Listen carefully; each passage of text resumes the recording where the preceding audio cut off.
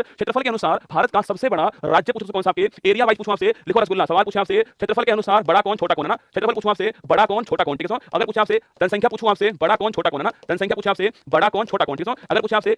साक्षरता पूछूं आपसे बताओ बड़ा कौन छोटा कौन है सर्वाधिक कहां पर मैक्सिमम कहां पर है और मिनिमम कहां पर छापना मैक्सिमम मिनिमम कहां ठीक है लिंगानुपात पूछूं आपसे सेक्स रेशो पूछूं आपसे मैक्सिमम कहां पर है और मिनिमम कहां पर छापना दोनों पूछ सकते हैं ठीक है बाकी दोस्तों पूछूं आपसे बाकी छापना जनसंख्या घनत्व पूछूं आपसे मैक्सिमम